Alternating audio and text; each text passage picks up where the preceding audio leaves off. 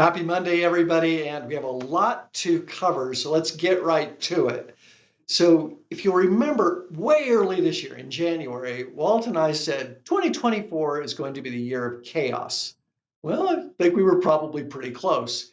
Usually, we wait until January to name the year in advance. This year, we're going to do it a little bit earlier because I think it's lining up right now. I'm going to call 2025 the year of conflict, and it's not hard to predict. We've seen what's happened since President Trump won the election and is named his cabinet.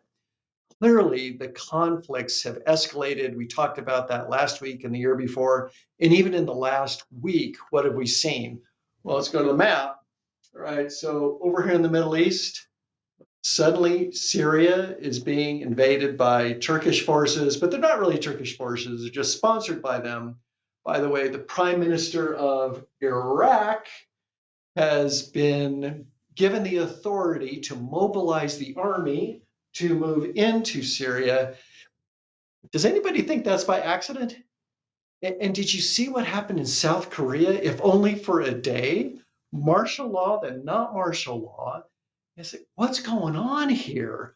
So you don't have to be Miss Cleo looking into a crystal ball. I see the future. We see the trend here. So the military conflicts we see escalating going into next year, all the momentum's there. We also set up a year of political conflict.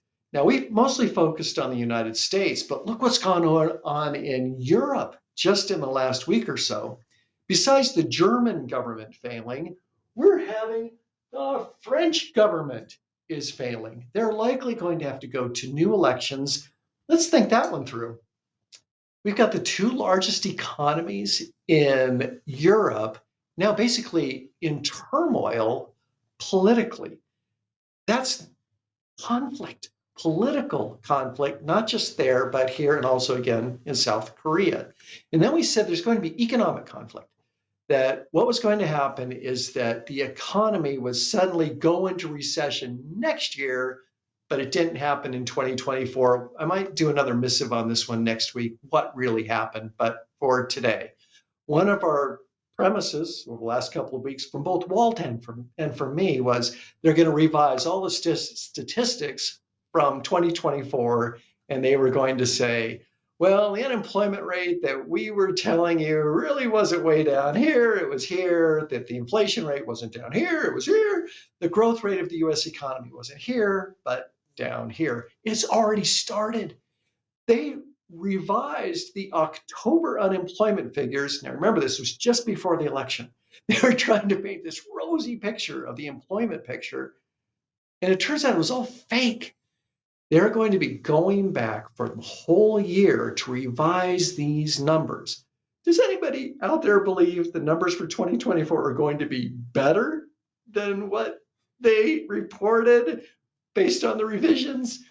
Probably not. They're going to lay a recession right at President Trump's feet and say, okay, see, he took office, now it's all his fault. This is going to be conflict at the economic level, the political level, the military level, the diplomatic level. And again, you don't have to be Miss Cleo to predict this. So, are your portfolios built for chaos? 2024, 3 weeks to go, it's looking like we're going to have a very good year. I believe this is going to ramp up in 2025, which is good for your portfolios, not so good for the nation. But I tell you this, you're going to have to grip the sides of your chair. I think next year is going to be a pretty wild ride. So with that, I'm going to turn it over to Walt, and that's it.